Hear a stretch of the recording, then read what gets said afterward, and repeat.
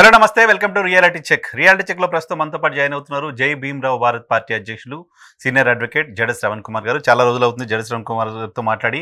ఆంధ్రప్రదేశ్కి సంబంధించిన రాజకీయాల్లో చాలా డెవలప్మెంట్స్ కనపడుతున్నాయి. ఈ డెవలప్మెంట్స్ ఆంధ్రప్రదేశ్ని ముందుకు తీసుకెళ్లేలాగా ఉన్నాయా? ఈ డెవలప్మెంట్స్ కారణంగా ఆంధ్రప్రదేశ్కి ఇంకేమైనా ఇబ్బంది ఉంటుందా? పొలిటికల్ డెవలప్మెంట్స్ గురించి నేను మాట్లాడుతున్నా. సార్, ఏంటి ఆంధ్రప్రదేశ్లో జరుగుతున్న పరిణామాల పైన మీ విశ్లేషణ కోసం వెయిట్ చేస్తున్న వాళ్ళు ఉంటారు. సో ఆంధ్రప్రదేశ్లో పాలన ఎలా ఉంది, కూటమి పాలన ఎలా ఉంది అనే దానిపైన 10 నెలలు గడిచింది. ఒక పూర్తి స్థాయి బడ్జెట్ పెట్టారు.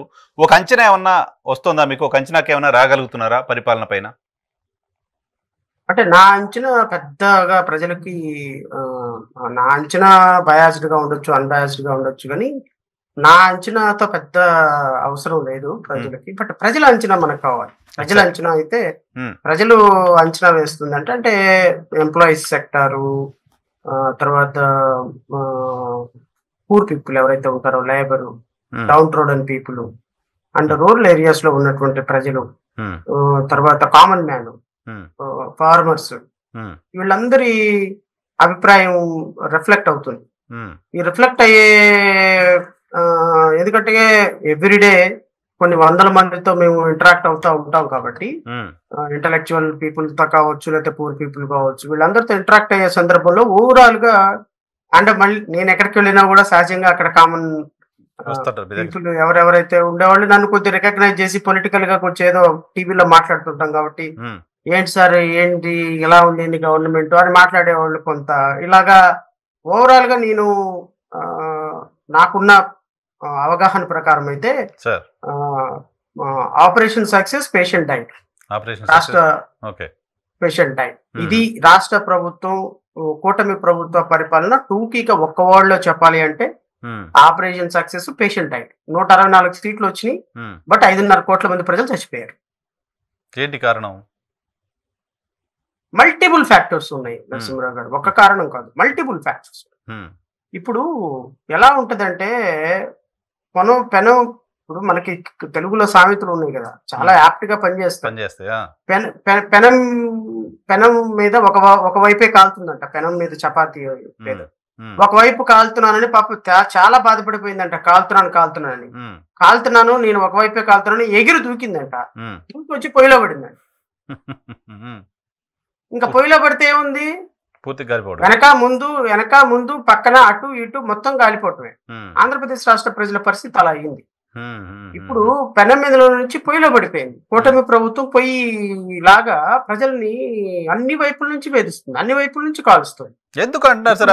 మీరు 56,00,000 కోట్ల రూపాయలు అమరావతిలో నిర్మాణాలకు సంబంధించి, రాజధాని నిర్మాణాలకు సంబంధించి పూల్ చేయబోతోంది, అప్పులు తీసుకురాబోతోంది. అప్పులు కేంద్ర ప్రభుత్వం ఓకే చేసింది. మళ్ళీ ప్రధానమంత్రి మోదీ గారు వస్తున్నారు, శంకుస్థాపనలు మళ్ళీ చేయబోతున్నారు. ప్రతి నెల పెన్షన్లు పెంచి ప్రతి నెల పెన్షన్లు కంటిన్యూస్గా ఇస్తున్నారు. ఆంధ్రప్రదేశ్ రాష్ట్రంలో స్వేచ్ఛనిచ్చామని చెప్తున్నారు. పోలవరంకు నిధులు తెచ్చామని చెప్తున్నారు. స్టీల్ ప్లాంట్కి 11,000 కోట్ల రూపాయలు మేము ఆర్థిక ఉద్దీపన తీసుకొచ్చామని చెప్తున్నారు. ఎందుకు మీరు అంటున్న ఇవన్నీ మీకు ఎందుకు కనిపించట్లేదు అంటే మీకు ఇన్ ద సెన్స్ బయట పబ్లిక్లో? నరసింహరావు గారు, విభజన చట్టం సెక్షన్ 93, 94 ప్రకారం సార్ కేంద్ర ప్రభుత్వం నుంచి ఒక ప్రత్యేకమైనటువంటి రాష్ట్రానికి రాజధానిగా ఏర్పడిపోయేటువంటి ప్రాంతానికి 2024 తర్వాత ఆంధ్రప్రదేశ్ రాష్ట్రానికి కామన్ క్యాపిటల్ గా హైదరాబాద్ అయిపోయిన తర్వాత, ఇప్పుడు Hyderabad is no more capital of Andhra Pradesh. Andhra Pradesh has to establish new capital. New capital అయిన తర్వాత ఇక్కడ దానికి సంబంధించినటువంటి సెక్షన్ 94 ప్రకారంగా, 93 ప్రకారంగా రాజధాని నిర్మాణానికి కావచ్చు, సెక్రటేరియట్ నిర్మాణానికి కావచ్చు, హైకోర్టు నిర్మాణానికి కావచ్చు, గవర్నర్ బంగ్లా కావచ్చు, ప్రెస్టీజియస్ భవనాలకు కావచ్చు, వీటన్నిటికీ కూడా ఏర్పడబోయేటువంటి సక్సెసివ్ స్టేట్ కి కేంద్ర ప్రభుత్వం అధికారికంగా చట్టం ప్రకారం, పార్లమెంట్ లో పెట్టిన చట్టం ప్రకారం ఆంధ్రప్రదేశ్ రాష్ట్రానికి, కొత్తగా ఏర్పడిపోయేటువంటి ఆంధ్రప్రదేశ్ రాష్ట్రానికి కేంద్ర ప్రభుత్వం విధిగా నిధులు ఇవ్వాల్సినటువంటి బాధ్యత కేంద్ర ప్రభుత్వం మీద ఉన్నది. Point number 1. Point number 2, Andhra Pradesh రాష్ట్రానికి పోలవరం ప్రాజెక్ట్ అనేది కేంద్ర జాతీయ ప్రాజెక్టు కిందగా 14 చట్టంలో గుర్తించబడింది. It is not Andhra Pradesh project, it is national project. National project అంటే కేంద్ర ప్రభుత్వమే బాధ్యతగా దాన్ని పూర్తి చేసి ఆంధ్రప్రదేశ్ రాష్ట్రానికి రిబ్బన్ కటింగ్ అప్పుడు ఆంధ్రప్రదేశ్ రాష్ట్ర ముఖ్యమంత్రిని కూడా పక్కన పెట్టుకుని రిబ్బన్ కటింగ్ చేయించి ప్రాజెక్టు మనకు అప్పచెప్పి వెళ్లాల్సిన బాధ్యత. దీనికి కేంద్ర ప్రభుత్వం దగ్గర నుంచి నిధులు తీసుకొచ్చామని చెప్పేసి డప్పాలు కొట్టుకున్న జగన్మోహన్ రెడ్డి ప్రభుత్వం అయినా ఆంధ్రప్రదేశ్ కూటమి ప్రభుత్వం అయినా చంపలు వాయగొట్టాలి ఆ మాట అన్నావాడిని. ఇది కేంద్ర ప్రభుత్వ ప్రాజెక్టు. కేంద్ర ప్రభుత్వ ప్రాజెక్టు డబ్బులు ఇస్తాను అన్న సందర్భంలో మానిటరింగ్ మాత్రమే ఆంధ్రప్రదేశ్ రాష్ట్ర ప్రభుత్వం తీసుకుంటుంది. అది జగన్మోహన్ రెడ్డో చంద్రబాబు నాయుడు వాళ్ళని డబ్బులు ఇచ్చే మానిటరింగ్ చేసే దాన్ని కానీ అసలు ప్రాజెక్ట్ ఎందుకు పూర్తి అవటం లేదు, పూర్తి చేయాల్సిన బాధ్యత మీ మీద ఉంది కదా, ఎందుకు ఇంత డిలే అవుతుందని కేంద్ర ప్రభుత్వం కొరడా రులిపించాలి ఆంధ్రప్రదేశ్ రాష్ట్ర ప్రభుత్వం మీద. అంతేగాని రాష్ట్ర ప్రభుత్వం వెళ్ళి బాబా అని అడుక్కోవటం ఏంటండి, నాకు అర్థం కాలేదు. కేంద్ర ప్రాజెక్ట్ ని బాబా అని అడుక్కోవటం ఎందుకని? కేంద్ర ప్రాజెక్ట్ అయితే అది జాతీయ ప్రాజెక్ట్ అయినప్పుడు నెంబర్ 1. నెంబర్ టూ మీరు అంటున్నట్టుగా 15,000 రూపాయలు ప్రపంచ బ్యాంకు దగ్గర నుంచి మొన్న బడ్జెట్ లో రాష్ట్ర ప్రభుత్వం అమరావతికి నిర్మాణానికి వాళ్ళు కేటాయించటం మాత్రమే జరిగింది. This is on record. కేంద్ర ఆర్థిక మంత్రి పార్లమెంట్ లో చెప్పిన దాని ప్రకారంగా 15,000 కోట్ల రూపాయల రుణానికి వాళ్ళు గ్యారంటీ మాత్రమే ఇచ్చారు తప్ప ఆంధ్రప్రదేశ్ రాష్ట్రానికి అది గ్రాంట్ కానే కాదు అనేది it is on record. Correct. 15,000 కోట్ల రూపాయల రుణాన్ని ఆంధ్రప్రదేశ్ రాష్ట్రానికి కేటాయించటాన్ని కూడా వీళ్ళు అసెంబ్లీలో చప్పట్లు కొట్టుకుంటూ పవన్ కళ్యాణ్, చంద్రబాబు నాయుడు, నారా లోకేష్ రాష్ట్రాన్ని అమరావతిని డెవలప్ చేస్తున్నామని చెప్పుకొని తప్పకుంటే అది వాళ్ళ కర్మ, ఆంధ్రప్రదేశ్ రాష్ట్ర ప్రజల కర్మ. నేను దాని గురించి కామెంట్ చేయను. నెంబర్ 3 ఈ 15,000 కోట్ల రూపాయలు అంటే 2014లో అధికారికంగా మాకు ఇవ్వాల్సినటువంటి వాటాని అడగటంలో ఈ రాష్ట్ర ప్రభుత్వాలు ఎందుకు ఫెయిల్ అవుతున్నాయి అంటున్నా నేను. 2014 నుంచి 19 వరకు పరిపాలించిన తెలుగుదేశం ప్రభుత్వం ఫెయిల్ అయిపోయింది. 2019 నుంచి 2024 రాష్ట్ర పరిపాలించినటువంటి జగన్మోహన్ రెడ్డి ప్రభుత్వం ఫెయిల్ అయిపోయింది. 2024లో భారతీయ జనతా పార్టీ అధికారికంగా ఈ రాష్ట్రంలో అధికారం ఉన్నప్పటికీ కూడా కూటమిలో ఈ రాష్ట్రానికి మొండి చేయి చూపిస్తుంటే వీళ్ళు నపుంసకుల్లాగా వీళ్ళు మాట్లాడకుండా కూర్చున్నారు రాష్ట్ర ప్రభుత్వంలో ఉన్నటువంటి రాజకీయ నాయకులు. మీరు అన్నట్టుగా దానం కాదు కదా, that is AP state governments right. రాజధాని కోసం నిధులు తెచ్చుకోవడం అడిగేవాడు లేడు. వీళ్ళు పనికిరానోళ్ళు, చేతకానోళ్ళు కాబట్టి రాష్ట్ర ప్రభుత్వ పరిస్థితి ఇట్లా తయారైపోయింది. 15,000 రూపాయల రుణాన్ని తీసుకొచ్చి రండి అమరావతి రండి, నేను తీసుకెళ్తాను మిమ్మల్ని, 10 నెలలు అవుతుంది. ఏ కార్నర్ లో అమరావతిలో ఇదిగో తెలుగుదేశం ప్రభుత్వం, కూటమి ప్రభుత్వం వచ్చిన తర్వాత ఇది జరిగింది అమరావతి డెవలప్మెంట్ అని చెప్పమానండి. ఇప్పుడు చెత్త క్లీన్ చేశారు, 10 నెలల్లో చెత్త అంతా క్లీన్ చేశారు, 30 కోట్లు పెట్టి. రండి, ఎంత చెత్త క్లియర్ చేశారో రండి సార్ చూద్దాము. Not more than 10%. ఏదో 35 కోట్ల రూపాయలు పెట్టి బడ్జెట్ పిలిచారు, 35 కోట్ల రూపాయలకి ఇచ్చారు. చెత్త క్లియర్ చేస్తే అవ్వదు నరసింహరావు గారు. ఇక్కడ అమరావతి రాజధాని గత 10 సంవత్సరాల్లో నష్టపోయినటువంటి కాంపన్సేషన్, నష్టపోయినటువంటి విధానాన్ని చూస్తే ఈ రోజున ఒక అసెంబ్లీ కట్టాలి అని, ఒక బిల్డింగ్ కట్టాలి అని 500 కోట్ల రూపాయలు బడ్జెట్ అక్కడ పెట్టుకొని కూర్చుంటే it will take 5 years Narasimha Rao గారు. మీరు ఏదైనా ఒక ఇల్లు కట్టాలి అని చెప్పేసి ఒక 100 కోట్లతో, 200 కోట్లతో, ఒక 500 కోట్లతో ఇల్లు కట్టాలి అని పెట్టుకొని కూర్చున్నప్పుడు అట్లీస్ట్ అది ఆక్యుపెన్సీ సర్టిఫికేట్ కి వచ్చి ఆక్యుపెన్సీకి రెడీ టు ఆక్యుపై అయ్యేటప్పటికి it will take 4 years to 5 years. Any building you take any building. Hyderabad లో అసెంబ్లీ కట్టడానికి 2-3 సంవత్సరాలు ఎలా పట్టింది?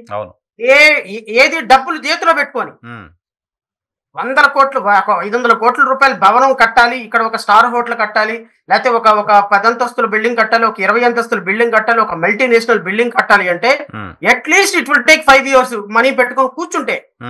అట్లాంటిది నీ దగ్గర ₹1 డబ్బు లేదు, ₹1 ఆంధ్రప్రదేశ్ రాష్ట్ర ప్రభుత్వానికి అప్పిచ్చే దిక్కు లేదు. కేంద్ర ప్రభుత్వం 15,000 కోట్ల రూపాయలు అప్పు ఇస్తే ఆ అప్పు తీసుకొచ్చి మీ మంత్రుల జేబుల్లోకి, మీ ఎమ్మెల్యేల జేబుల్లోకి, మీ కమిషనర్ల జేబుల్లోకి, ఈ అమరావతి కోసం పోరాడామని చెప్పినటువంటి నాయకుల జేబుల్లోకి వెళ్లేలోపు హారతి కర్పూరం లాగా ఆ సినిమాలో ఏదో చెప్పినట్టు మొత్తం తిరిగి వచ్చేటప్పటికి ఐస్ మొక్క ఎలాగైతే ఉంటుందో ఐస్ మొక్క అలా తరిగిపోయి అమరావతికి శూన్యం. అమరావతి డెవలప్ అవుతుంది అని చెప్పి 15,000 కోట్ల రూపాయల రుణం తీసుకొచ్చి చేయటం తప్ప అమరావతి డెవలప్మెంట్ కి వాళ్ళు ఈ 10 నెలల్లో చేసినటువంటి ఒక మంచి కార్యక్రమం ఏంటో మీరు చెప్పండి, నేను దానికి ఎక్స్ప్లెనేషన్ చెప్తా. నెంబర్ 1. నెంబర్ టూ ఈ రాష్ట్రానికి జాతీయ హోదా కలిగినటువంటి పోలవరానికి సంబంధించి వీళ్ళు గత ప్రభుత్వంలో ఎవరైతే లంచాలు కోట్ల రూపాయలు తిన్నారు అని చెప్పేసి కాంట్రాక్టర్లు తిన్నారు అని చెప్పిన వాళ్ళు మళ్ళీ ఇది అలాంటి కాంట్రాక్టర్లని ఈ ప్రభుత్వం వచ్చిన తర్వాత మళ్ళీ వాళ్ళ దగ్గర కోట్ల రూపాయలు లంచం తీసుకుని వాళ్ళనే కొనసాగిస్తుంది. కరెక్ట్. ఈ పోలవరం ప్రాజెక్ట్ పేరు కూడా చెప్తున్నా, దాచుకోవడానికి మెగాకి ఇచ్చారు కదా. ఇచ్చారు. మరి వాళ్ళు వేల కోట్ల రూపాయలు లంచాలు తీసుకున్న వాళ్ళు అంటే ఇప్పుడు మీ ప్రభుత్వంలో ఉన్నటువంటి తెలుగుదేశం ప్రభుత్వానికి, జనసేనకి, భారతీయ జనతా పార్టీకి డబ్బులు ఇస్తే వాళ్ళు సత్తుపూసలు అయిపోయారా? వాళ్ళు మళ్ళీ సుత్తపూసలు అయిపోయినారా? అంటే నేను అనేది ఏంటి అంటే మనం చేస్తే సంసారం, ఇంకోటి చేస్తే వ్యభిచారం కాకూడదు. జగన్మోహన్ రెడ్డి ప్రభుత్వంలో ఉన్న కాంట్రాక్టరు మీ ప్రభుత్వంలోకి వచ్చేటప్పటికి ఎలా సుత్తపూస అయిపోయినాడు? అవును. మరి తీసుకున్న 100 కోట్ల రూపాయలు, 1000 కోట్ల రూపాయలు అవినీతి జరిగిందని చెప్పింది ఎలా అయిపోయింది? నెంబర్ 1. ఇప్పుడు మీరు రాష్ట్రానికి జాతీయ హోదా కలిగినటువంటి పోలవరం ప్రాజెక్టుని ఎప్పటిలోపు టైం లిమిట్లోపు చేస్తారు, ఎంత ఎత్తు పెంచుతున్నారు, ఏ విధంగా ఏ కార్పొరేషన్ కి ఇంతకు ముందు జరిగినట్టు అక్రమాల మీద ఏ విధమైన విచారణ జరుగుతుంది, ఏ విధంగా జరుగుతుంది, అసలు పోలవరం ఎప్పటికి పూర్తయి నీళ్లు ఇస్తాయి అన్న దాని మీద ఒక క్లారిటీ లేదు.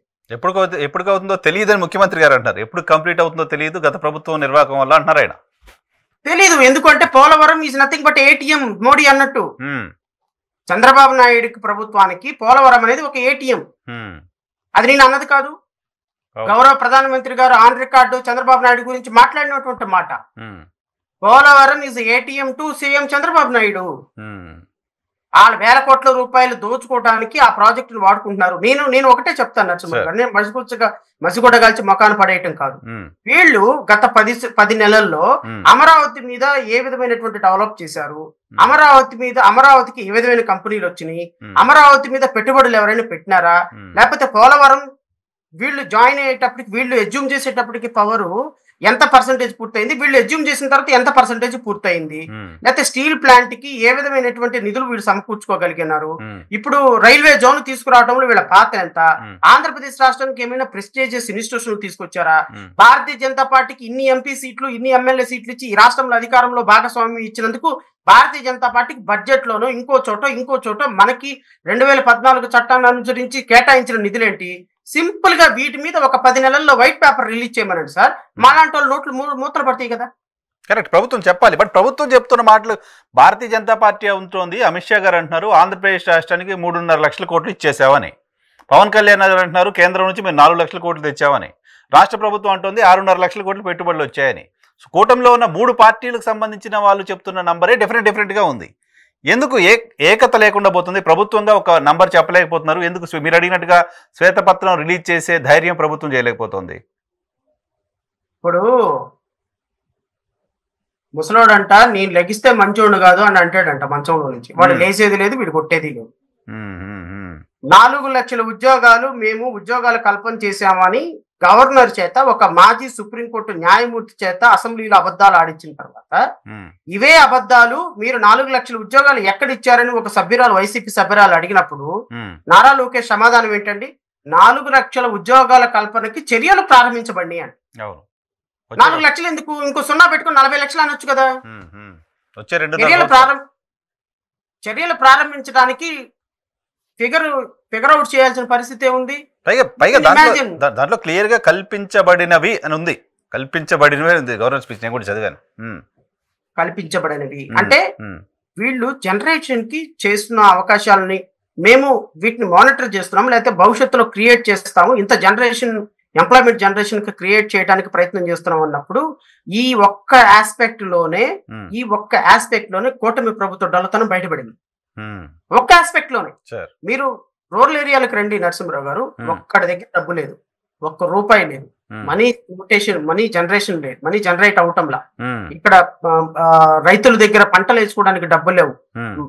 అంటే చెప్పకూడదు కానీ రూరల్ ఏరియాస్ లో నిరుపేదల కుటుంబాల్లో ఎంత దుర్మార్గమైన పరిస్థితులు వచ్చినాయి అంటే ఈ రాష్ట్ర ప్రభుత్వం 10 నెలల కాలంలో ఎంత అప్రతిష్ట మూట కట్టుకోవాలో అంత అప్రతిష్ట మూట కట్టుకుంది. నేను ఇప్పుడు పవన్ కళ్యాణ్ గారు శాఖలో, పంచాయతీరాజ్ శాఖలో మాకు కనీసం బ్లీచింగ్ పౌడర్ చల్లటానికి కూడా డబ్బులు లేవు పంచాయతీలో అని చెప్పినటువంటి పవన్ కళ్యాణ్ 4 లక్షల కోట్ల రూపాయలు కేంద్ర ప్రభుత్వం ఇస్తే ఏ శాఖకి ఇచ్చారు 4 లక్షల కోట్లు? నాకు ఒకటి చెప్పండి. 15,000 కోట్ల రూపాయలు అప్పిస్తే అసెంబ్లీలో అందరూ చప్పట్లు కొట్టి బల్లాలు గుద్దినటువంటి ఈ సోకాల్డ్ పొలిటీషియన్స్, కూటమి ప్రభుత్వంలో పొలిటీషియన్స్ అందరూ 4 లక్షల కోట్ల రూపాయలు కేంద్ర ప్రభుత్వం మనకి బడ్జెట్ కానీ ఇంకోటి కానీ కేటాయిస్తే ఆంధ్రప్రదేశ్ రాష్ట్ర ప్రజలను బతికినిద్దురా 4 లక్షల కోట్లకి గాను 4 లక్షల మందిని బలిస్తారు వీళ్ళు. 4 లక్షల మందిని బలిచ్చేటువంటి దుర్మార్గులు, నరరూప రాక్షసులు మన ఆంధ్రప్రదేశ్ రాష్ట్రంలో ఇప్పుడు కూటమి ప్రభుత్వంలో ఉన్నటువంటి దరిద్రపు పరిపాలన. వీళ్ళని నేను ఏ పదాలతో మాట్లాడాలో అర్థం కావటం. నేనేమంటానంటే నరసింహరావు గారు, నా క్రేవింగ్ ఏంటి అంటే అమరావతి కోసం 5 సంవత్సరాలు జగన్మోహన్ రెడ్డి మీద ఫైట్ చేసి అమరావతి డెవలప్ అవ్వాలి, అమరావతి నాశనం అయిపోయింది, రాష్ట్రానికి ఒక క్యాపిటల్ లేదని ఈ దుర్మార్గులను గెలిపిస్తే ఈ దుర్మార్గులు 10 నెలల్లో కనీసం అమరావతిలో ఈ రోజు వరకు అమరావతి క్యాపిటల్ గా అఫీషియల్ గా డాక్యుమెంట్ తెచ్చుకునే పరిస్థితి కనపడలేదు. గతంలో మీరు చెప్పారు సార్ నోటిఫై చేయాలి, ఇప్పుడు నోటిఫై చేయకపోతే భవిష్యత్తులో కూడా ప్రమాదం అని. ఆ దిశగా కూడా ప్రయత్నాలు లేవా? ఆ దిశగా కూడా ప్రయత్నాలు ఉంటే చూపించమనండి, డాక్యుమెంట్ గజెట్ నోటిఫికేషన్ చూపించమనండి, కేంద్ర ప్రభుత్వం చేత అధికారికంగా ప్రకటన ఇప్పించమనండి పార్లమెంట్ లో. ఎందుకు దానికి ఎందుకు ఆలస్యం అవుతుంది? ఇక్కడ అక్కడ NDA I don't know reason why కేంద్ర ఇప్పుడు 2014 జూన్ 2 తర్వాత ఆంధ్రప్రదేశ్ రాష్ట్రానికి సపరేట్ క్యాపిటల్ ఏర్పాటు చేసుకునే అవకాశం ఉంది. కేంద్ర ప్రభుత్వం పోయిన తర్వాత కామన్ క్యాపిటల్ హైదరాబాద్ పోయిన తర్వాత అరే ఇప్పుడు ఇది పార్లమెంట్ లో ఎందుకు ఈ విభజన చట్టంలో ఉన్నట్టుగానే పార్లమెంట్ లో అమరావతి క్యాపిటల్ గా ఎందుకు చేయించుకోలేకపోతున్నారు? ఎందుకు ఆంధ్రప్రదేశ్ క్యాపిటల్ గా అమరావతిని శాశ్వత క్యాపిటల్ గా ఎందుకు చేయించుకోలేకపోతున్నారు అర్థం కావటంలా. సరే ఇది అంతా పక్కన పెట్టండి సార్. కూటమి ప్రభుత్వం ఇచ్చినటువంటి హామీలు ఇంతకు ముందు అడిగారు, సూపర్ 6 అడిగారు మీరు, సార్ ఎందుకు అంత ఎందుకు వచ్చింది, ఇన్ని లక్షల కోట్లు ఖర్చు పెట్టామంటున్నారు కదా. మీరు ఒక్క మాట చెప్పండి, సూపర్ 6 మాత్రమే కూటమి ప్రభుత్వాన్ని అధికారంలోకి తీసుకొచ్చింది. సూపర్ 6 మాత్రమే. నేను ఇంతకు ముందు కూడా మీకు చూపించిన, నేను ప్రెస్ మీట్ పెట్టినప్పుడు ఇంతకు ముందు కూడా నేను మీకు కొన్ని వీడియోలు చూపించాను, కొన్ని నేను ప్రెస్ మీట్ లో కూడా నా వీడియోలు నేను ప్రజెంట్ చేసి చూపించాను. అవును, ఈ కూటమి ప్రభుత్వానికి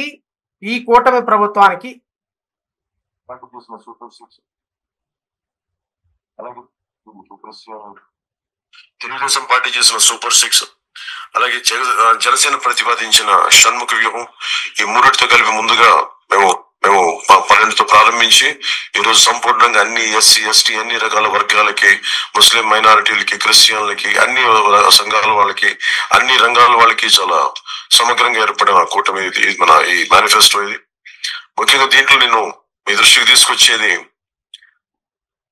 యువతకి 20 లక్షల ఉద్యోగాలు ఈ 5 సంవత్సరాల్లో, అలాగే నెలకి మనకి 3,000 రూపాయలు నిరుద్యోగ భృతి, స్కూల్కి వెళ్ళి. నరసింహరావు గారు, ఇదిగో ఈ super star, megastar, power star, ఈ స్టార్లు అందరూ రాజకీయాల్లోకి వచ్చేసి స్టార్లు చెప్పేటువంటి అబద్ధపు డైలాగులు చూడండి. ఇప్పుడు మన వాళ్ళకి ఈ సినిమా యాక్టర్లకి బాగా స్క్రిప్ట్ చదవటం బాగా అలవాటు.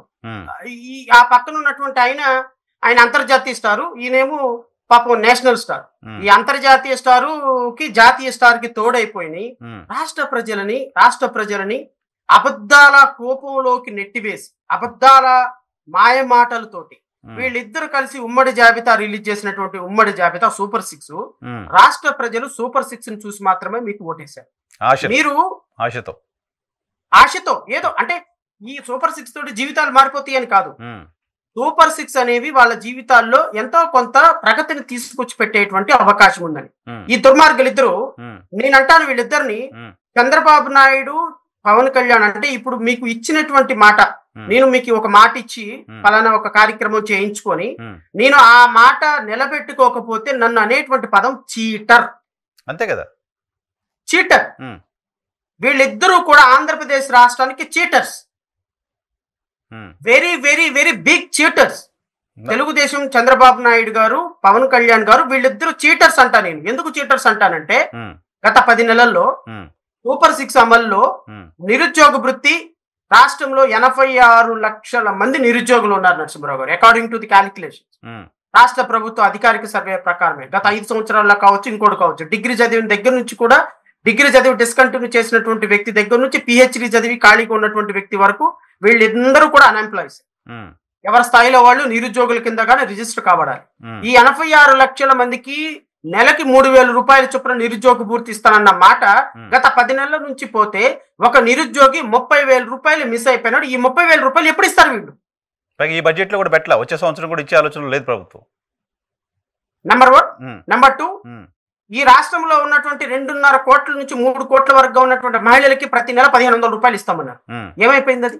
ఈ మహిళలు ఈ 1,500 రూపాయలు అంటే ఆల్మోస్ట్ 10 నెలలు డబ్బులు అంటే ఇంచుమించుగా 15,000 రూపాయలు. ఏమైపోయింది అది? నెంబర్ 2.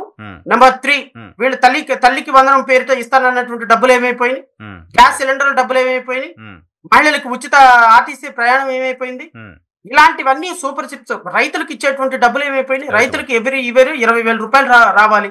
ఇప్పుడు ఈ 10 నెలలకు కానీ, లేకపోతే మహిళలకు కానీ, లేకపోతే నెలకి ఇచ్చేటువంటి డబ్బులు కానీ, లేకపోతే 50 ఏళ్ళకి ఎస్సీ ఎస్టీలకి పెన్షన్ ఇస్తానన్నటువంటి మాటలు కానీ, ఇవన్నీ కూడా సద్ది మూటలుగా మారిపోయి ఈ రోజు రాష్ట్రంలో ఉన్నటువంటి 5.5 కోట్ల మంది ప్రజలను చీట్ చేసినటువంటి చీటర్స్ వీళ్ళిద్దరు. ఇలాంటి చీటర్స్ నీకు రాష్ట్ర ఆర్థిక పరిస్థితి 10 లక్షల కోట్ల రూపాయల అప్పులో ఉందని మీరే కదా విజన్ డాక్యుమెంట్ రిలీజ్ చేసింది. 10 లక్షల కోట్ల రూపాయలు అప్పు ఉంది, నాకు కేంద్ర ప్రభుత్వం రహస్యంగా చెవులో చెప్పింది అన్నటువంటి పెద్ద మనిషే కదా పవన్ కళ్యాణ్ గారు.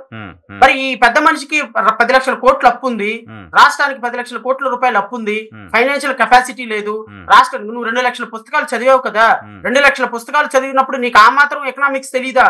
రాష్ట్ర బడ్జెట్ ఎంత పన్నులు వస్తాయి, ఎంత రాష్ట్ర బడ్జెట్ లో ఎన్ని ఉద్యోగాలకి పెన్షన్స్ లో కానీ, సాలరీస్ కానీ, ఎక్స్పెండిచర్ కానీ, సోషల్ వెల్ఫేర్ స్కీమ్స్ కానీ వెళతాయి, ఎంత కేంద్ర ప్రభుత్వ వాటా ద్వారా మనకు వస్తుంది, ఎంత మనం ప్రజలకు సంక్షేమ కార్యక్రమాలకు ఇవ్వగలం, వాటిని ఏ విధంగా చేయగలమని నేను ఇంకా వీడియోలు ఉన్నాయి, ఇంకా చాలా వీడియోలు ఉన్నాయి. సంపదను నేను ఎలా సృష్టిస్తాను, సంపదను సృష్టించి రాష్ట్రాన్ని ఒక బంగారు భవిష్యత్తు లాగా మార్చేస్తానని చెప్పినటువంటి మాటలన్నీ ఏమైపోయినాయి అని రాష్ట్ర ప్రజలు అడగాలి కదా. రాష్ట్ర ప్రజల తరపున మనలాంటి వాళ్ళు అడగాలి కదా. అడగాల్సిన మీడియా సాయంత్రానికి భజన చేస్తుంది కదా, అడగాల్సిన ABN, TV5 మీడియా భజన చేస్తున్నారు కదా, అడగాల్సిన జర్నలిస్టులు ప్రభుత్వానికి అమ్ముడుపోయినారు కదా, ప్రజల తరపున మాట్లాడాల్సిన వాళ్ళు ప్రభుత్వానికి అమ్ముడుపోయారు కదా. ఇలాంటి వ్యక్తులు అందరూ కూడా వాళ్ళకి ప్యాకేజ్ రాలేదని చెప్పేసి నెగటివ్ ఐటమ్స్ రాసే మీడియా అంతా ప్రజల తరపున మాట్లాడకపోతే మాట్లాడాల్సింది ఎవరు నరసింహరావు గారు? డెఫినెట్ గా ప్రజల్లో అయితే అన్రెస్ట్ ఉంది మీరు చెప్తున్నట్టుగా. పైగా ఉద్యోగాలు కూడా 5 లక్షలు ఏంటి 20 లక్షల ఉద్యోగాలు 5 ఏళ్ళలో ఇస్తామంటే ఇప్పుడు ఈ ఏడాదిలో 4 లక్షల ఉద్యోగాలు ఇచ్చి ఉండాలా. 4,000 ఉద్యోగాలు ఇవ్వాల, 4,000 ఇవ్వాల, 4,000 ఉద్యోగాలు ఇవ్వాల. 4 లక్షలు పక్కన పెట్టండి, 4,000 ఉద్యోగాలు ఈ రోజు వరకు ఇవ్వాల. ఆంధ్రప్రదేశ్ రాష్ట్రంలో 10 నెలలు అవుతుంది, ఇంకా 2 నెలలు ఉంది. 2 నెలలకి ప్రపోర్షనేట్ గా 4 లక్షల ఉద్యోగాలు ఇవ్వాలి కదా. 4 లక్షల ఉద్యోగాలు ఎక్కడ ఉన్నాయి? నువ్వు మొదటి సంతకం పెడతానని డిఎస్సికే దిక్కు లేదయ్యా ఇప్పుడు దాకా. నువ్వు మొదటగా సంతకం పెడతానని, మొదట ఫైల్ మీద సంతకం పెడతానని డిఎస్సికి దిక్కు లేదు. అంటే ఈ వెధవలు సన్నాసుల మాటలు ఎలా ఉంటాయి అంటే, రాష్ట్ర ప్రజలకి అధికారం వచ్చేదాకేమో ఒక పద్ధతి, అధికారం వచ్చిన తర్వాత ఒక పద్ధతి, అధికారం రాకముందు మహిళల మీద దాడి జరిగితే వాడిని నరికేస్తాను, ఈ రాష్ట్రంలో మహిళల మీద దాడి చేయాలి అంటే ఎవడైనా సరే వెనక ముందు ఆలోచించాలి. ఒక్కొక్కడికి రాష్ట్రంలో ఏదైనా మహిళ మీద ఏదైనా అఘాయిత్యం చేయాలి అంటే ఎంతగా భయపడాలో నేను చూపిస్తానని పవన్ కళ్యాణ్ మాట్లాడినటువంటి మాటలు నిన్న హోమ్ మినిస్టర్ అనిత అసెంబ్లీలో చెప్పినటువంటి ప్రకటనకి 16,832 మంది మహిళల మీద అఘాయిత్యాలు ఈ రాష్ట్రంలో ఈ 10 నెలల కాలంలో గత జూన్ నుంచి నమోదయ్యాయి. హోంమంత్రి గారి statement, official statement on record అసెంబ్లీలో చేసిన స్టేట్మెంట్. నేను అడుగుతున్నా పవన్ కళ్యాణ్ ని, ఏమైపోయినావయ్యా పవన్ కళ్యాణ్? 16,000 మంది ఆడపిల్లల మీద అఘాయిత్యాలు జరిగినాయని, ఈ రాష్ట్రంలో 16,000 మంది అఘాయిత్యాలు జరిగినాయని చెప్పినారు కదా. నేను ఇది కూడా చూపిస్తాను, మీరు ఇది ప్రజలకు చూపించాలి.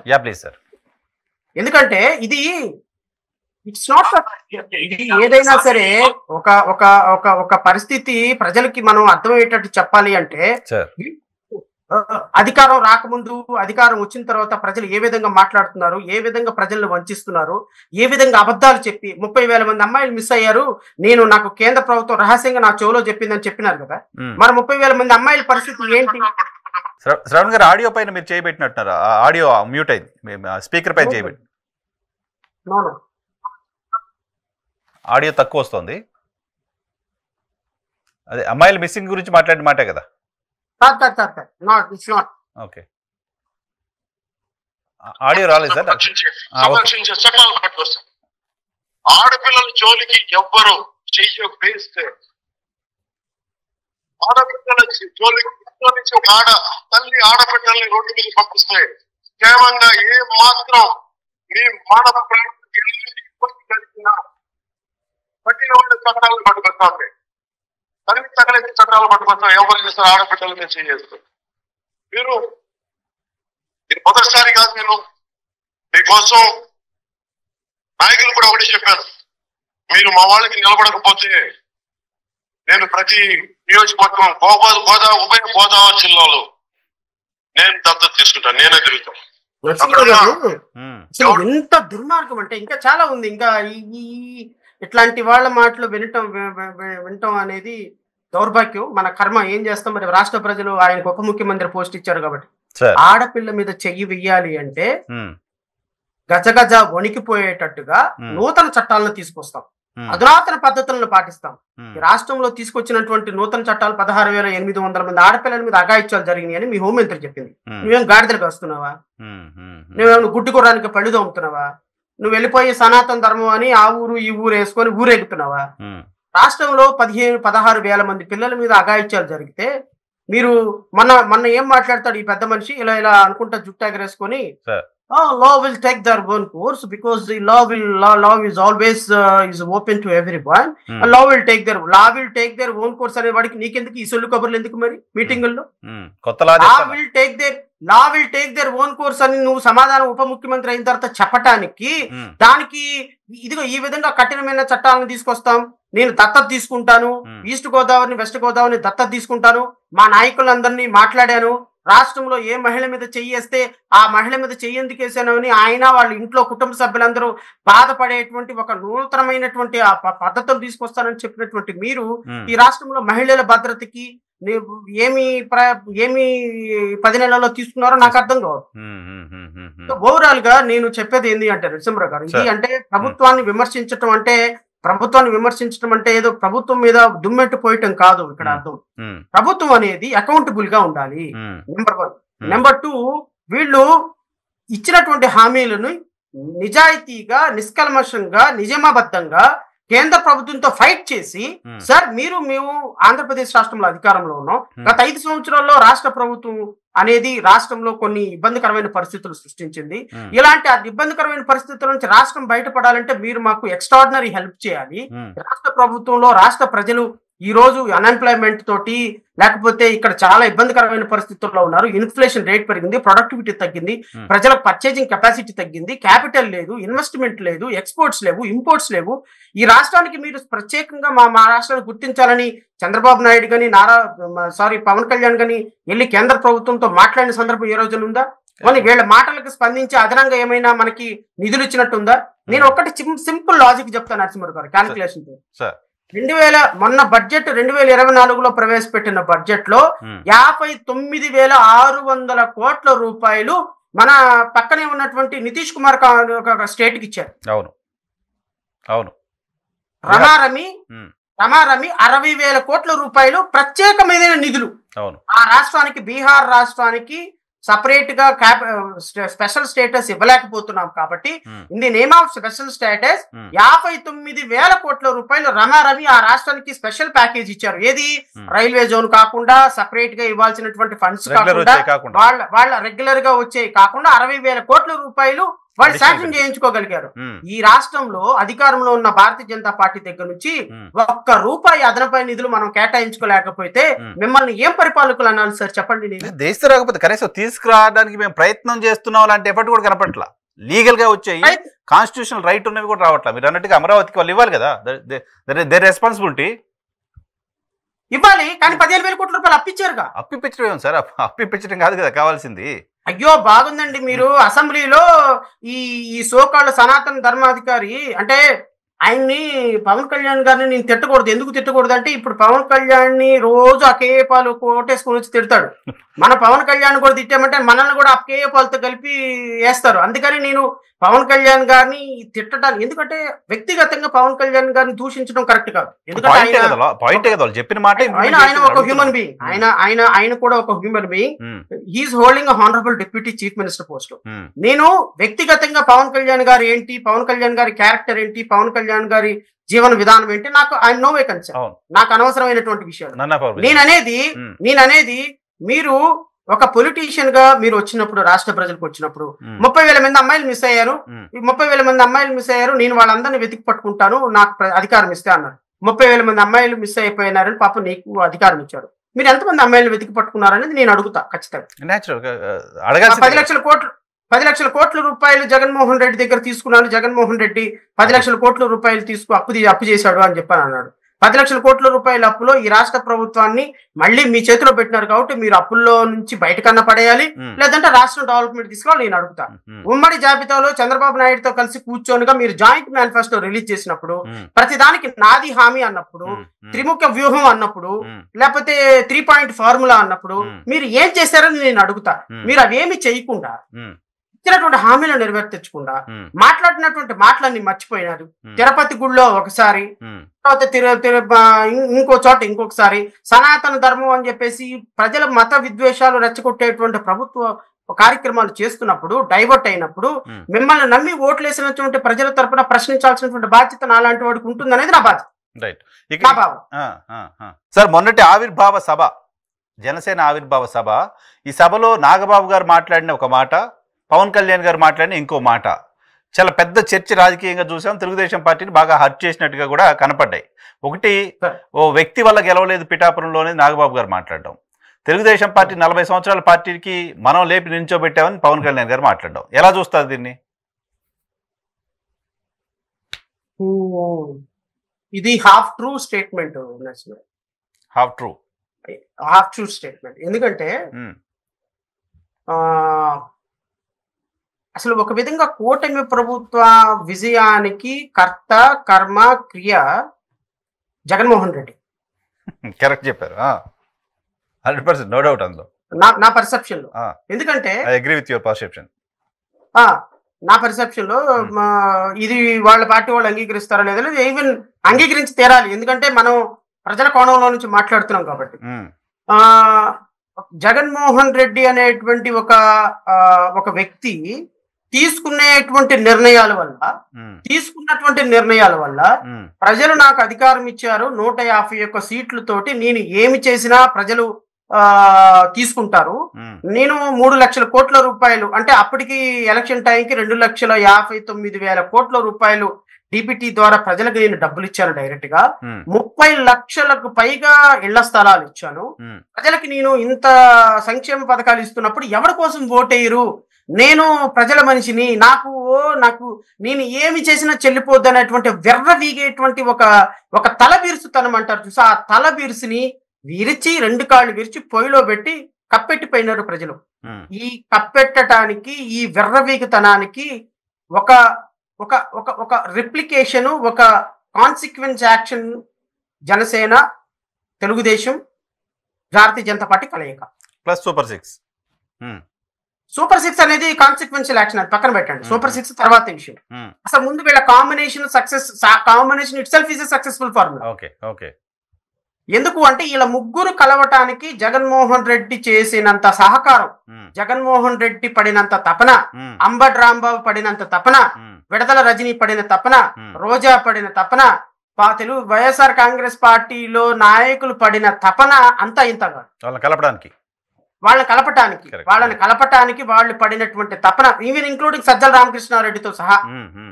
అసలు సజ్జల రామకృష్ణారెడ్డి అయితే మెయిన్ ఫెసిలిటేటర్. నేను అంటాను, తెలుగుదేశం పార్టీ ఇప్పుడు అధికారికంగా పవన్ కళ్యాణ్ అన్న చంద్రబాబు నాయుడు ఫోటోలు పెట్టుకుంటున్నారు ప్రతి ప్రభుత్వ కార్యాలయాలు. అలా పెట్టకూడదు. తెలుగుదేశం పార్టీ చంద్రబాబు నాయుడు ఒక పక్క, సజ్జల రామకృష్ణారెడ్డి ఒక పక్క పెట్టాలి.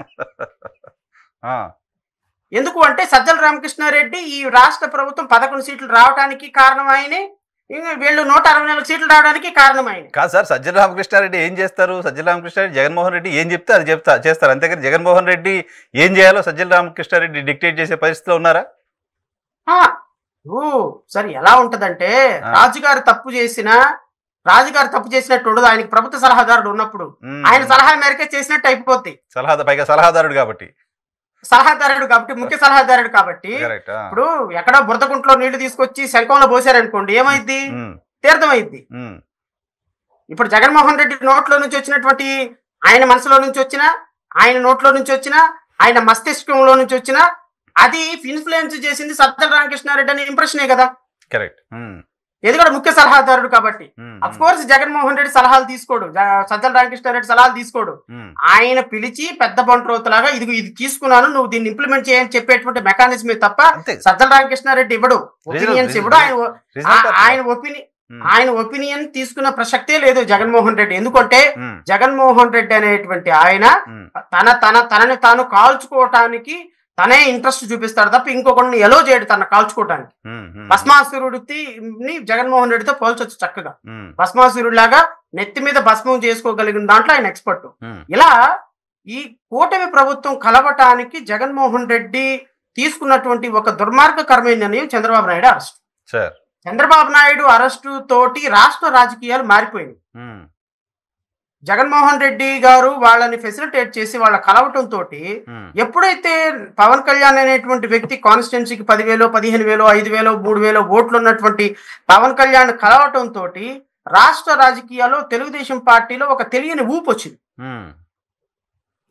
ఈ రెండిటికి తోడుగా భారతీయ జనతా పార్టీ కూడా కలవటం తోటి కేంద్ర ఎన్నికల కమిషను కూటమి ప్రభుత్వం అయిపోయి ఉంటుంది, పోలీసులందరూ కూటమి ప్రభుత్వం అయిపోయి ఉంటారు, సెంట్రల్ నుంచి వచ్చిన ఎలక్షన్ కమిషన్ అబ్జర్వర్లు అందరూ కూటమి ప్రభుత్వం వైపు ఉంటారు. సో కూటమి ప్రభుత్వం భారతీయ జనతా పార్టీ కేంద్రంలో అధికారంలో ఉన్న పార్టీ, మోడీ లాంటి, అమిత్ షా లాంటి వాళ్ళు మన వెనక ఉన్నారు అనుకున్నప్పుడు మనం ఏమైనా చేయొచ్చు. ఒకవేళ రేపొద్దున నెక్స్ట్ ఈ ప్రభుత్వం అధికారంలోకి వస్తే జగన్మోహన్ రెడ్డి అనేటువంటి వ్యక్తిని జైలుకి పంపించవచ్చు, కేంద్ర ప్రభుత్వంలో బీజేపీ ఉండటం మనకి చాలా ప్లస్ పాయింట్ అని నాయకుల్లో third class, second class, middle class, లేకపోతే ఫస్ట్ క్లాస్ నాయకుల్లో ఒక ఆత్మస్థైర్యం వచ్చేసింది. కరెక్ట్. ఎవడో పెట్టుబడి 100 కోట్లు అడిగారు పార్టీ ఫండ్, నేను ఏమన్నాడు, బీజేపీ జనసేన కలిశారు, అరే ఇదేదో బాగుంది కాంబినేషన్, 100 కోట్లు కాదు ఇంకో 100 కోట్లు పెట్టుబడి పెడదామని ఇన్వెస్టర్స్ వచ్చారు, పార్టీ క్యాడర్లో ఆత్మస్థైర్యం పెరిగింది, వీళ్ళు ఎలక్షన్ మేనేజ్మెంట్ కూడా వీళ్ళు చేసుకోగలరు అనేటువంటి ఒక సింపతి, ఒక వేవ్ లెంగ్త్ వచ్చేసింది. వీటన్నిటినీ కలపటానికి కర్త కర్మక్రియ పవన్ కళ్యాణ్. భారతీయ జనతా పార్టీని తీసుకొచ్చింది పవన్ కళ్యాణ్, మొదటగా హెల్పింగ్ హ్యాండ్ ఇచ్చింది పవన్ కళ్యాణ్, జైల్లోకి వెళ్ళి చంద్రబాబు నాయుడు కలిసింది పవన్ కళ్యాణ్. పవన్ కళ్యాణ్ అనేటువంటి వ్యక్తి right or wrong I don't know, he is the man who initiated all these things. Pawan Kalyan TDP 40 ఏళ్ల పార్టీని నిలబెట్టాం అనే మాటకి జస్టిఫికేషన్ ఉందా యాజ్ ఫర్ యూ? అబ్సల్యూట్లీ ఉంది. Okay, no doubt about it, absolutely ఉంది. 40 ఏళ్ల పార్టీని నిలబెట్టాము, కలబడ్డాము, నిలబడ్డామని చెప్పిన దాంట్లో పూర్తి స్థాయి స్టేట్మెంట్, అది కరెక్ట్ స్టేట్మెంట్. పవన్ కళ్యాణ్ లేకపోతే తెలుగుదేశం పార్టీ మేబీ గెలిస్తేదో లేదో నాకైతే తెలియదు, కానీ ఈ విధమైనటువంటి అబ్సల్యూట్ మెజారిటీ, స్టన్నింగ్ మెజారిటీ వచ్చేది కాదు. సో ఖచ్చితంగా ఇది ఒక మంచి కాంబినేషన్ తీసుకురావడానికి, భారతీయ జనతా పార్టీని కలపడానికి కారణమైన కాంబినేషన్ లో ఆయన మాట్లాడిన మాట 40 ఏళ్ల పార్టీని నిలబెట్టామన్న మాట కరెక్ట్, 40 ఏళ్ల పార్టీని కూలగొట్టాము అన్న మాట కూడా కరెక్ట్. రేపొద్దున ఇప్పుడు నిలబెట్టాడు కదా, ఇంకొక 4 సంవత్సరాల్లో పతనం ఆయన నిలబెట్టేది ఆయనే. ఇప్పుడు శివుడు మీలాంటి వాళ్ళు ఎవరో తపస్సు చేసి అడిగినప్పుడు మీకు వరాలు ఇస్తాడంట. ఆయన ఈ వరం తీసుకొని మీరు మీ ఇష్టం వచ్చినట్టు అన్ని చేస్తా ఉంటే ఆయనే మళ్ళీ సంహరిస్తాడు వచ్చి. పురాతన కాలంలో పురాణాలు మనకి అవే కదా చెప్పింది. పాపం నేను అనుకుంటాను తెలుగుదేశం పార్టీకి శివుడు లాంటి వాడు పవన్ కళ్యాణ్. వరమిచ్చింది ఆయనే. రేపొద్దున ఆ వరాన్ని తీసేసుకుని పార్టీని పరిసమాప్తం చేసి పార్టీని డిస్మాంటిల్ చేసేది కూడా Pawan Kalyan, no doubt about. Nagababu గారి స్టేట్మెంట్ ని కత్తికి లేని దురద కందపేటకి ఎందుకు నరసింహరావు? ఎందుకు చెప్పండి? ఆ వర్మ అనేటువంటి వాడికే బాధ లేదు, ఆ వర్మ అనేటువంటి వాడు అన్ని యాక్సెప్ట్ చేశాడు. ఆ వర్మ నాకేంట్రా బాబు, నాకు పవన్ కళ్యాణ్ ఇక్కడ ఉండటం నా ధర్మం, నా పూర్వజన్మ సుకృతం, పవన్ కళ్యాణ్ నాకు వెంకటేశ్వర స్వామి, పవన్ కళ్యాణ్ నాకే రాముడు, ఆయన ఇక్కడ ఉండటం పిఠాపురం ప్రజల వర్మని ఆయన అంటుంటే వర్మ లేదు, కర్మ లేదు. ఎవరు వర్మ? తెలుగుదేశం పార్టీ రాష్ట్ర వ్యాప్తంగా తీసుకున్న డెసిషన్ లో ఆయన ఒక చిన్న నలుసు. ఆ వర్మ పోతే ఎవరు అసలు? ఆ వర్మ ఈ వర్మ అని ఆయన 5 సంవత్సరాల్లో జగన్మోహన్ రెడ్డి ప్రభుత్వంలో ఏమయ్యా జగన్మోహన్ రెడ్డి ఇట్లా చేస్తున్నామన్న పాపాను పోలేదు. ఆ మొహం నేను 5 సంవత్సరాలు ఒకసారి కూడా చూడలా. ఆయన ఒక పెద్ద లీడరు, ఆయన ఏదో ఒక కాన్స్టిట్యున్సీ లీడరు. రాష్ట్ర ప్రజల సమస్యల మీద మాట్లాడా? జగన్మోహన్ రెడ్డి మీద పోరాటం చేశాడా? జగన్మోహన్ రెడ్డి ప్రభుత్వం మీద ఏ రోజైనా వాయిస్ లేపారా? నియోజకవర్గానికి సంబంధించి తెలుగుదేశం పార్టీలో ముఖ్యమైన వాళ్ళే నియోజకవర్గానికి సంబంధించినటువంటి నాయకులు కొన్ని వందల మంది కేసులు పెట్టించుకున్నారు. జగన్మోహన్ రెడ్డి ప్రభుత్వం మీద ఫైట్ చేశారు. ఈస్ట్ గోదావరి, కాకినాడ ప్రాంతాల్లో కొన్ని వందల మంది ఫైట్ చేశారు తెలుగుదేశం పార్టీ నాయకులు. ఈయనెక్కడో ఇంట్లో కూర్చొని ఇడ్లీ సాంబార్ తిని ఆయన పవన్ కళ్యాణ్ కి టికెట్ త్యాగం చేసి ఆయన ఏదో అయిపోతే ఆయనకి ఎమ్మెల్సీ ఇస్తాడో సస్తాడో చంద్రబాబు నాయుడు ఇష్టం, తీసుకుంటాడో మెదలకుండా కూర్చుంటాడు ఆయన ఇష్టం. పవన్ కళ్యాణ్ దగ్గరికి వెళ్ళి కూర్చొని సార్ మీరు తోపు మీరు తురుంకాలని వర్మ చెబుతుంటే ఆ వర్మ గురించి మనం డిస్కస్ చేసుకునేది ఏంటండి?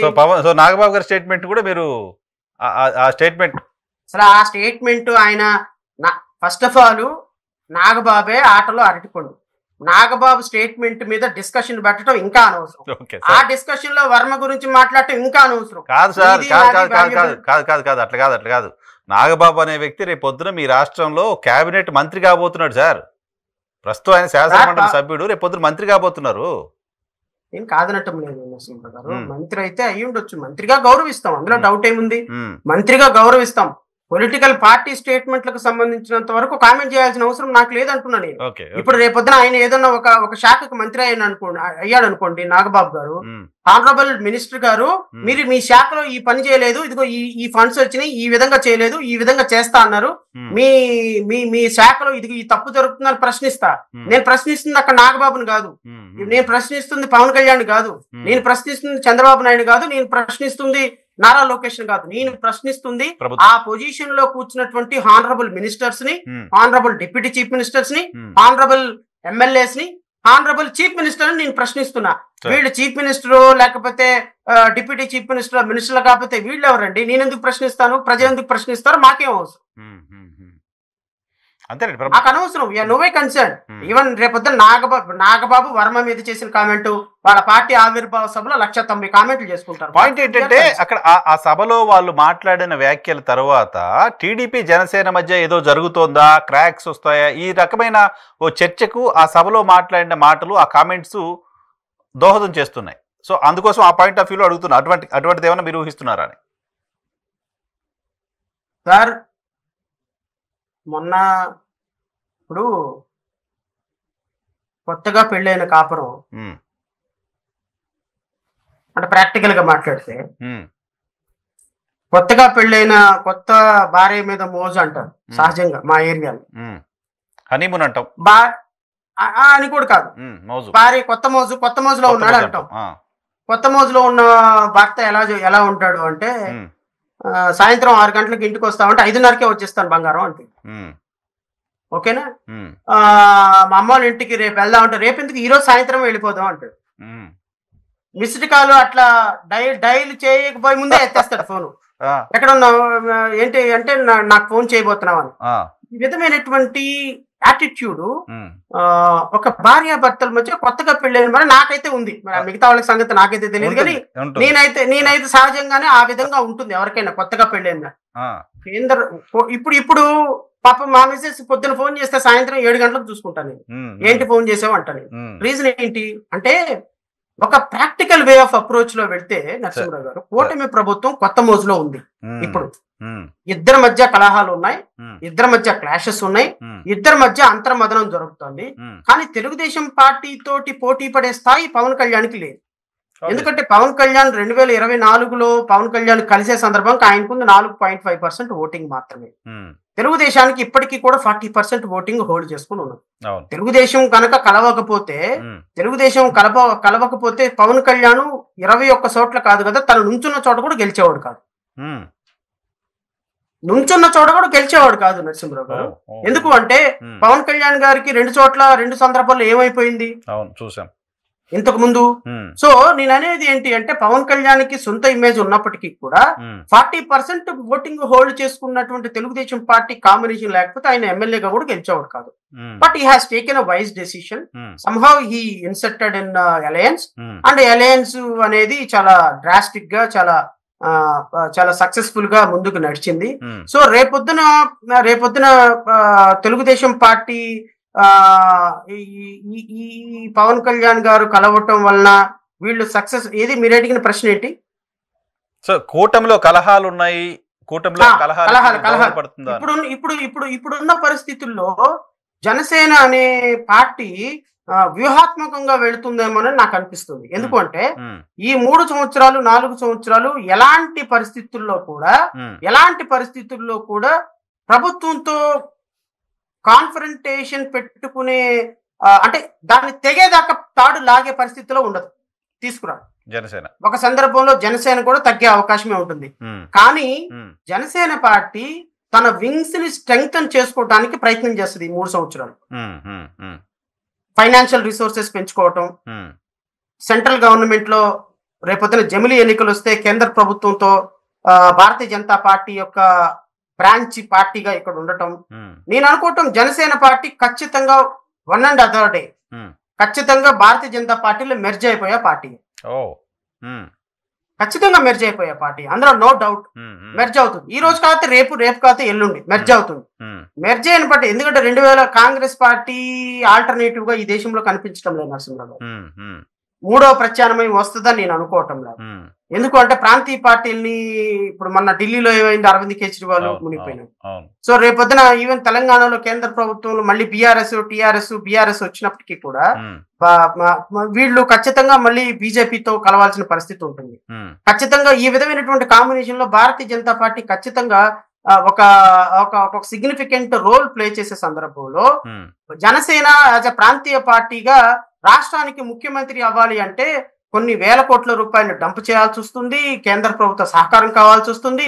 సో కేంద్ర ప్రభుత్వ ప్రతినిధిగా రాష్ట్రానికి ఒక ముఖ్యమంత్రిగా కాగలిగిన అవకాశాన్ని పవన్ కళ్యాణ్ చేజార్చుకుంటాడని నేనైతే అనుకుంటాను. Right sir, thank you very much Shravan గారు, మా కోసం చాలా సమయం కేటాయించారు. ఇది శ్రవణ్ గారితో స్పెషల్ రియాలిటీ చెక్. చూస్తూనే ఉండండి ఈ హట్ టీవీ.